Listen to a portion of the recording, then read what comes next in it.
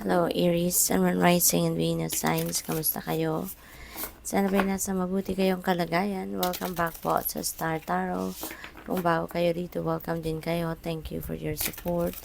I truly appreciate it. God bless you all.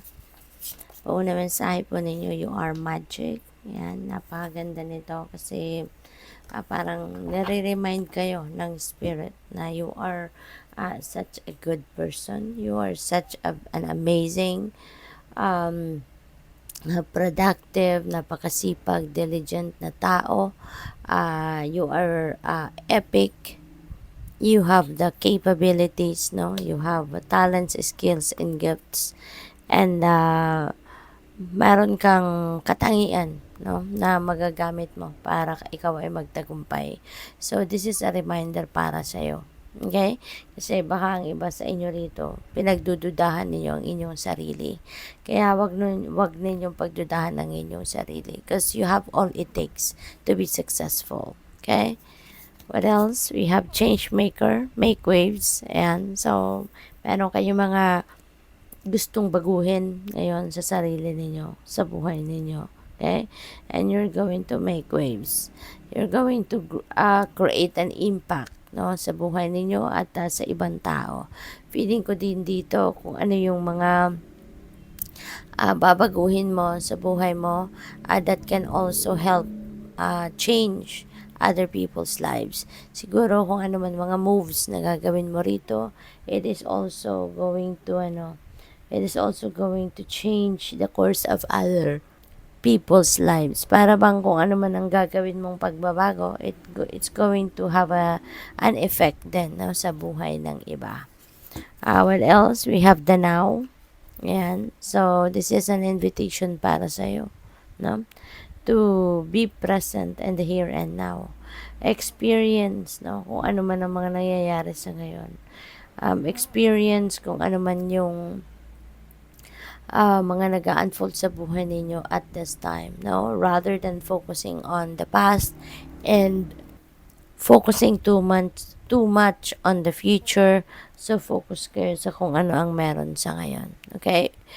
Just be in the here and now at this time.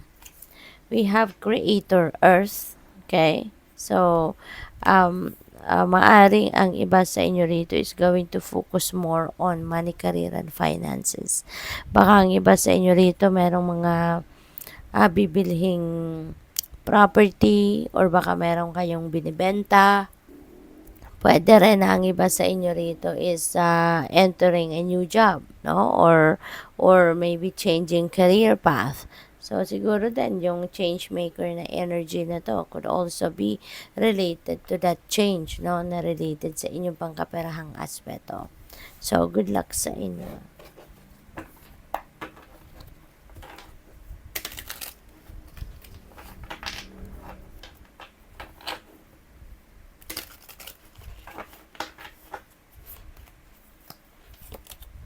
We have Knight of Cups. There is an offer para sa iyo, no? Offer ito ng pwedeng para sa iba, pwedeng love life, no? Yung offer na to. For others of you, maaring merong magsusorry, merong mag-apologize. Meron din ako nakikita rito na baka ang iba sa inyo is going on a date. Kung kayo ay single pa, baka kayo ay maiimbitahan, ano? Para sa isang lunch or dinner date, no? So, possible yan. We have the Magician. Ayan. So, the Magician energy is a new beginning energy. Okay?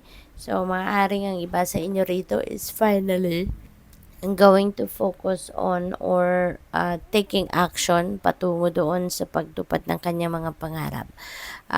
Kasi ito, nasa harapan na ni Magician lahat, no, ng kailangan niya. Anything na gagamitin niya or kakailanganin niya para maisakatuparan niya ang kanyang mga dreams, ang kanyang mga goals ay maaaring nandiyan na.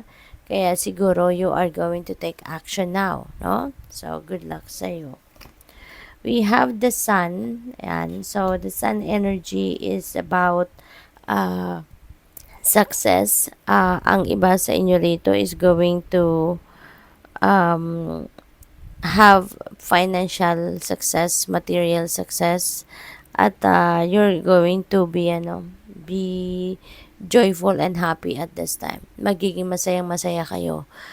Sa ngayon, mababalot kayo ng liwanag, no? Sa ngayon, magliliwanag ang isip ninyo, magkakaroon kayo ng clarity, enlightenment that you are seeking, at saka magkakaroon kayo rito ng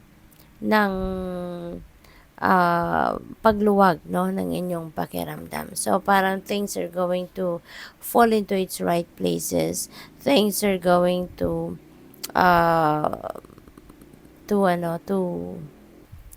be back in order, yung ganun ba? At saka maisasaayos na ninyo ang lahat sa ngayon. Magiging, tawag dito, things are going to play out perfectly, no, para sa'yo. What else? We have Two of Pentacles. Ayan. Marami kayong choices. Maraming options siguro na pinagpipilian ng iba sa inyo rito. Maaring yan, financial opportunities na pwedeng dinajuggle ninyo. No? Kasi they are both good. They are equally beneficial and good para sa'yo. Kaya maaring nalilito kayo. So, maybe you don't know, no, which one you are picking sa ngayon. Kaya, ayun, ginajuggle ninyo. Possibly din na marami kayong ginagawa. Possibly na marami kayong trabaho. At maaaring yun ang ginajuggle ninyo kasi baka meron na kayong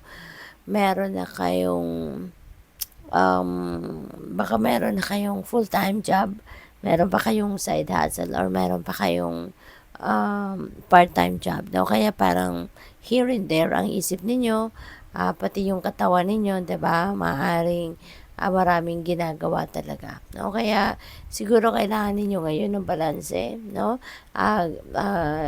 Give yourself time to reflect para makita ninyo, ma-prioritize ninyo kung anong mga dapat na unahin. Okay? Malinawan ang inyong isipan. So, good luck. Thank you for watching. Love and light. Namaste.